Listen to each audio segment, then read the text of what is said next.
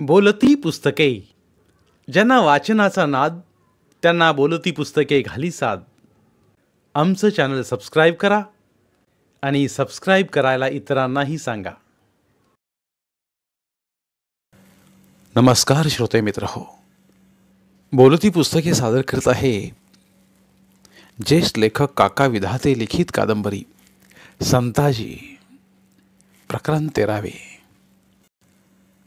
रायगडावर ही खलबते सुरू असताना एक दिवस शंभूराजांच्या हत्येची भयंकर बातमी येऊन थडकली.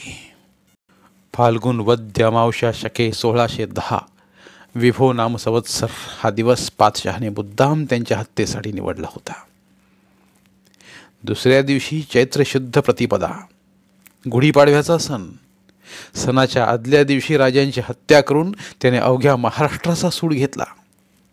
हत्या करताना दाखवलेला अमानुष क्रौर्य मनाचा थरकाप उडवणार होता. पातशहा अकलूजला होता तेव्हा राजांच्या कैदेची बातमी त्याला कळली. त्याचा आनंद गगनात मावेना. छावणीत विजयाचे नजारे वाजू लागले. लोक परस्परांना मिठ्या मारून बधाई देऊ लागले. शाही खानसाम्यांनी पराती भरभरून मिठाया वाटल्या. अकलूजचं नाव बदलून पातशहाने ते असदनगर ठेवलं. तिथून ते बहादूरगडला आले.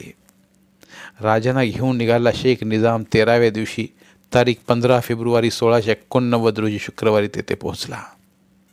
आपला नायब कोतवाल हमीदुद्दीन खानाला पातशहा म्हणाले, गाझींच्या दुनियेत आपलं नाव रोशन करणाऱ्या त्या जवामर्द शेख निजामाचं स्वागत करण्यासाठी तुम्ही 2 कोस पुढे जा आणि बाइज्जत त्याला आमच्या भेटीला घेऊन या. जो हुक्म जहापना.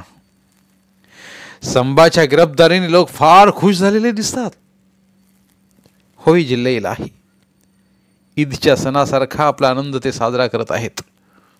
त्यांची खुशी आणखी वाढावी म्हणून अज्ञानाच्या अरण्यात वावरणारा तो काफर बच्चा आणि त्याचे बेवकूफ बगल बच्चे यांना तख्ता कुलाहा घालून उंटाच्या पाठीवर उलट बसून तकलीफ देत वाद्यांच्या गजरात तमाम छावणीतून फिरवा.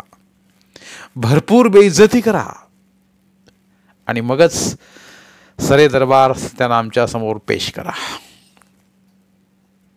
त्यांच्या धिंडीचा नजारा पाहून इस्लामियांना जोश येईल आणि काफिरांचे प्राण गळ्याशी येतील. तख्ता कुलाह घालणं ही शिक्षा देण्याची खास इराणी पद्धत. कैद्याच्या हातापायात अवजड साखळदंड अडकवून त्याची मान आणि दोन्ही हात लाकडी खोड्यात अशा प्रकारे अडकवली जाते की त्याला कसलीही हालचाल करता येऊ नये. त्याच्या डोक्यावर उंच टोकदार लाकडी टोपी घातली जाई. टोपीच्या शेंड्याला खुळखुळीत पितळी घुंगरे बांधलेली असत. विदूषकासारखे हलक्या कापडाचे रंगीबेरंगी ढगळ कपडे त्याला घालत. मराठ्यांच्या माणी राजाला एक क्षुद्र वागणूक द्यायचं पातशहाने आधीच ठरवून ठेवलं होतं. उंटाच्या मदारीवर करकचून बांधून कैद्यांची धिंड सुरू झाली. ढोल ताशे मर्फे करणे जोर जोरात वाजू लागले. शिंगे किंचाळू लागली. हा देखावा पाहण्यासाठी लोकांची तोभा गर्दी उसळली. चेकाळलेला तो जमाव राजांना गलिच्छ शिव्या देत होता. पिंजऱ्यातल्या वाघाला डिवचावं तसं लहान सहान दगड त्यांना फेकून मारत होता. हशम उंटाना मुद्दाम भाल्याने टोचत. फताळे पाय टाकत ते वेडे वाकडे पळू लागले की त्यांच्या मदारीवरून घसरून पडू नये म्हणून स्वतःला सावरताना कैद्यांना मोठे कष्ट पडत. लाकडी खोड्यात अडकवलेली राजांची मान मनगटे रक्ताळले होते, पण ते शांत होते. निर्भय नजरेने सभोवतालच्या पिसाट जमावाकडे ते पाहत होते. धिंडीत सामील झालेल्या राजपूत स्वारांना फक्त एकदाच त्यांनी विनंती केली, एका राजपुरुषाचा आणखी किती अपमान होऊ द्याल. चालवा तुमच्या तलवारी आणि मारा मला. निदान शूर राजपूतांच्या हातून मरण आल्याचं समाधान तरी लाभेल मला. राजपूत शरमले. अपार कनवणी चीड त्यांच्या मनात दाटून आली. पण ते बादशहांचे बंदे गुलाम. असहाय्यपणे अश्रू ढाळण्यापलीकडे ते काही करू शकत नव्हते. दिंडीचा तमाशा संपला. वरकड कैद्यांना बंदीखान्यात डांबून राजे आणि कलश यांना घेऊन हमीदुद्दीन खान, शेख निजाम, इखलास खान हे विजयी वीरासारखे दरबारात दाखल झाले. राजांशी पातशहांची क्षणभरच नजरानजर झाली. त्यांना वाटलं हाच तो सलाबत जंग संभा. ज्याने दख्खनेच आपल्याला दर दर भटकायला लावलं. कमभक्त आज कैदी म्हणून समोर उभा आहे, तरी गर्दन कशी ताठ आणि नजर बेखौफ आहे. या अल्लाह, कैसी बदगुमानी है. मौत मुकाबिल है और चेहरे पर खौफ का साया तक नहीं. बादशाह तख्तावरून उठले, गालीच्यावर गुडघे टेकून बसले. आपलं कपाळ जमिनीवर टेकून आणि दोन्ही हात उंचावून त्यांनी अल्लाहचे आभार मानले. ऐ दू जहां के मालिक, केवळ तुझी मेहरबानी म्हणून ही फतेह मिळाली. तेरा लाख लाख शुक्रिया. सद्गतीत झाल्यामुळे त्यांचा कंठ दाटून आला. डोळ्यात अश्रू तळाले. कलिशाने डोळ्यांच्या कोपऱ्यातून ते पाहिलं. मग खड्या बोलात काव्याच्या 4 ओळी त्यांनी तिथल्या तिथे ऐकवल्या.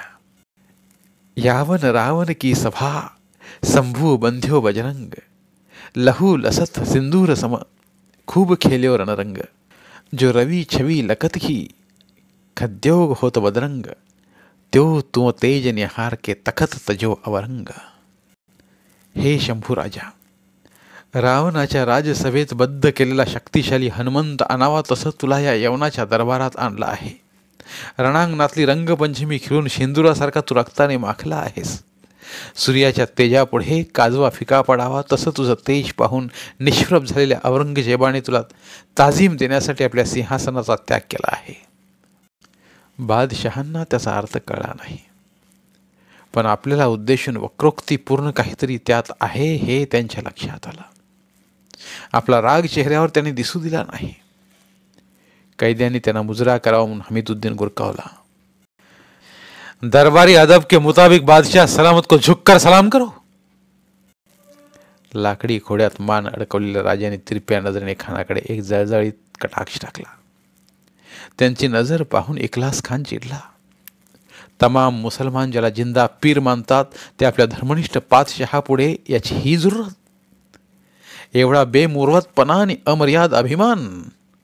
तो ओरडला, झुको काफिर, अदब से पेश आओ, वरना तुमच्या या मगरूर माना धडा वेगळ्या केल्या जातील. राजे आणि कलश यांची डोकी जबरदस्तीने खाली वाकवण्यासाठी तो धडपडू लागला. तेवढ्यात पातशाहाने हाताच्या इशाऱ्याने त्याला थांबवलं आणि म्हटलं, यांना न्या आणि सिकंदर खाण्याच्या तंबू शेजारी जागा करून बंदोबस्तात ठेवा. शंभू राजांचा अमर्याद अभिमान पाहून पातशहांचा भ्रमनिरास झाला होता.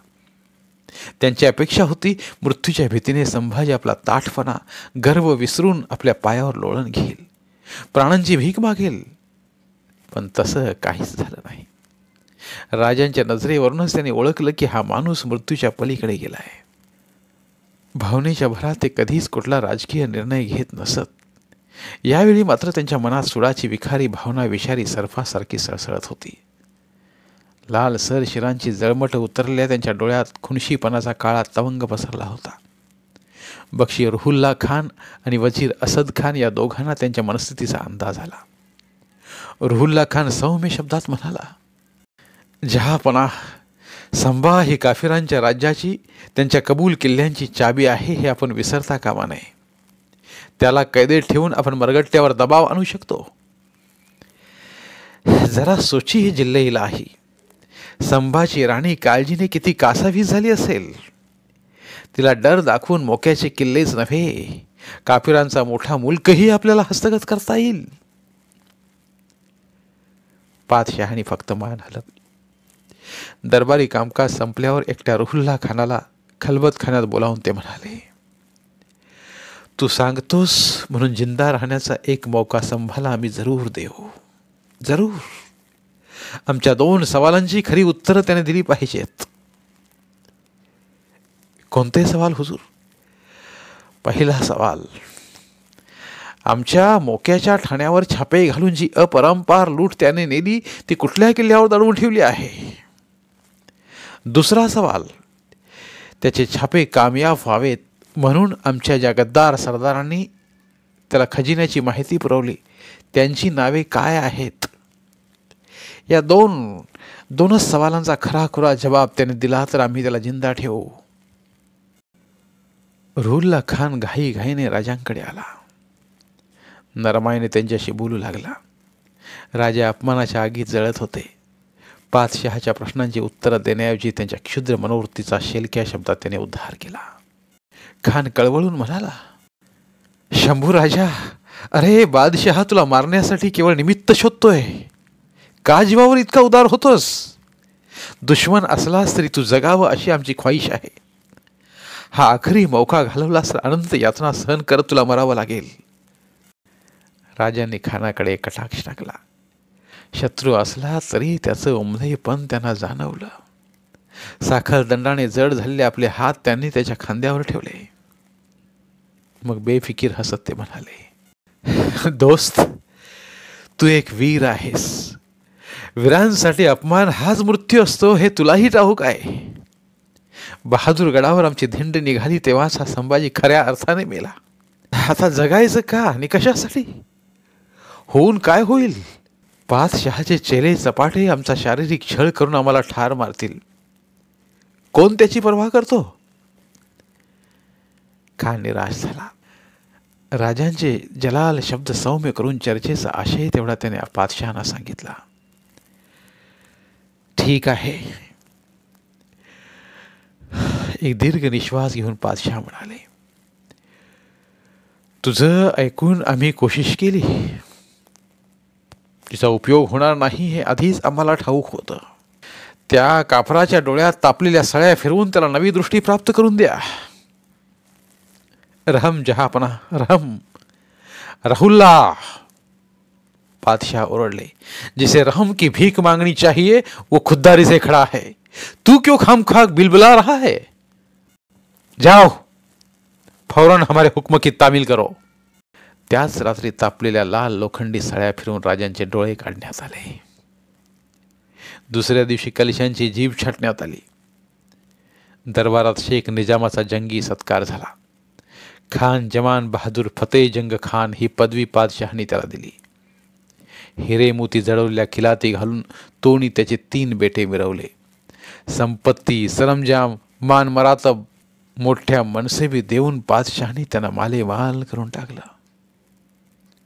डोळे काढले त्या दिवसापासून राजाने अन्नत्याग केला. छावणी बहादूरगडाहून उठली.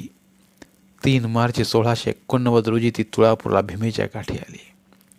उपवासाने रोजच्या अनन्वित छळाने राजांचं बांधेसूद शरीर पार खंगून गेलं होतं. केवळ चिवट इच्छाशक्तीच्या बळावर ते आणि कलश कसेबसे जिवंत राहिले होते.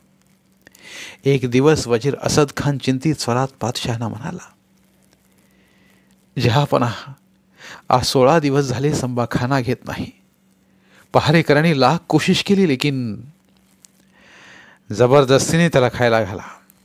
इतक्या लवकर तो मरता का म्हणे. पातशहांना मनोमन नवल वाटलं होतं. इतक्या यातना, छळ, उपासमार सोसून ही संभा विचलित होत नाही. त्याची राणी तर त्याच्याही पेक्षा सक्त निघाली. किल्ला नव्हे, राज्याची फुटकी वीट द्यायला ते तयार नाही. तहाची बोलणी करायला कोणी दूतही पाठवला नाही तिनं. संभाला धरून आपण नेमकं साधलं काय? मराठे शरणागतीची भाषा बिलकुल बोलत नाहीत.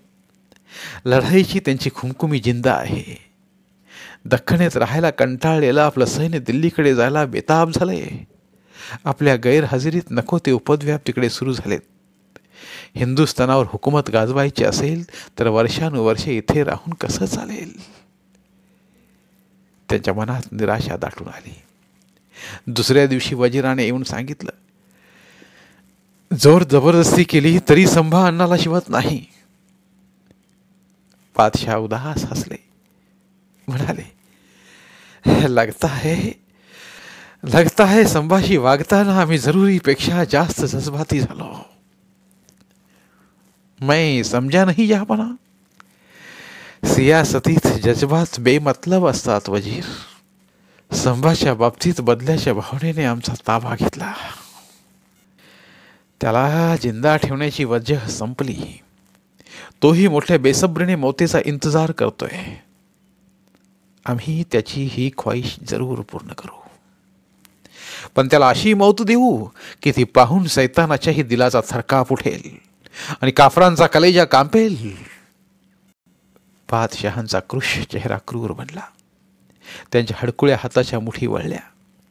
असद खान धीर धरून बोलला, काफिराला कसंही मारलं तरी ते पुण्याचंच काम.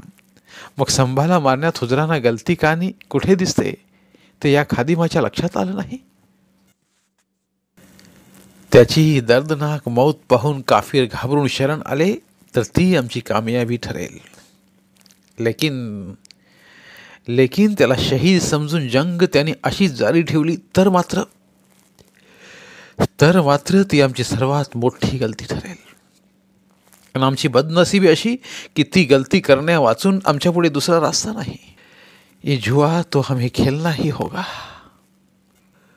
फाल्गुन वद्य अमावशेला 11 मार्च 1689 रोजी सोमवारी राजे आणि कवी कलश या दोघांची निर्घृण हत्या करण्यात आली. जल्लादांनी आधी कलशांना हाल हाल करून ठार मारलं. नंतर ते राजांकडे वळले. बकऱ्याची साग सोलावी तशी त्यांची कातडी त्यांनी सोलून काढली. शेंदूर फासल्या मूर्तीसारखं त्यांचं शरीर दिसू लागलं. त्यांचा कृश झालेला दुबळा देह थरथरू लागला. त्यांच्या तोंडून निघाला एखादा चित्कार वा किंकाळी ऐकण्यासाठी पादशहाचे कान आतुर झाले होते. पण जगदंब जगदंब एवढा एकच शब्द ते मोठ्याने उच्चारत होते. मरण यातना त्यांनी निग्रहाने सोसल्या. तलवारीने एक एक अवयव छाटून जल्लादांनी त्यांचं मांस भटक्या कुत्र्यांपुढे खायला टाकलं. अखेर मारेकऱ्यांची धारदार कुऱ्हाड मानेवर कोसळली. मस्तक तुटून धरेवर पडलं. मानेतून उसळून उमाळ्या घेणारं रक्त शिवलिंगावर दह्या दुधाचा अभिषेक व्हावा तसं कबंदावरून व हात पायांचे जारी साचलं. कबंद खांबाला बांधल्या जागी थडथडू लागलं. नंतर जल्लादाने हव्या तशा कुऱ्हाडी चालवल्या. राजांच्या शरीराचे तुकडे तुकडे झाले. हत्येचा नजारा बघण्यासाठी मोठ्या कुतूहलाने आलेल्या लोकांच्या गर्दीला ते रासवट क्रौर्य बघून घेरी आली. हत्या झाल्यावर छावणीत शहादाने, शिंगे, मर्फे तुतार्याने नादल्या. वाद्यांच्या गजराने अवघा भीमा काठ थरहरला. राजे आणि कलशांचं मस्तक भाल्याच्या टोकावर खुचून ताबुतासारखं छावणीतून फिरवण्यात आलं. त्यात भुसा भरून दख्खनातल्या तमाम शहरातून ते फिरवावं अशी आज्ञा पादशहाने दिली. शंभू राजांच्या मृत्यूने मराठ्यांच्या इतिहासाचं एक धगधगीत पर्व संपलं. राष्ट्र परचक्राचा सामना करण्यात गुंतलेला असताना त्यांच्यासारखा तडफदार राजकीय आणि लष्करी नेता कालपटलावरून नाहीसा व्हावा हा मराठ्यांना केवढा मोठा धक्का होता.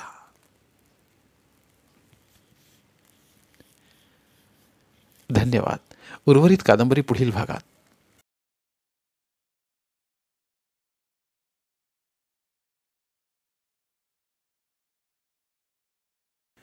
धन्यवाद. प्रिय श्रोते मित्र हो, आपल्यासाठी एक आवाहन. आमच्या चॅनलच्या प्लेलिस्ट विभागात तुमच्यासाठी शेकडो कादंबऱ्यांचे ऑडिओ बुक्स उपलब्ध आहेत. तिथे प्रत्येक कादंबरीचे सर्व भाग एकत्रित मिळतील. त्यामुळे सध्या सुरू असलेल्या क्रमशः कादंबरीच्या पुढील भागासाठी वाट पाहण्याची गरज नाही. तुमच्या वेळेनुसार तुम्ही संपूर्ण कादंबरी सलगपणे ऐकू शकतात आणि साहित्याचा आस्वाद घेऊ शकता. कृपया आमच्या चॅनलच्या होमपेजवर जाऊन प्लेलिस्ट चेक करा आणि तुमची आवडती कादंबरी निवडा. धन्यवाद.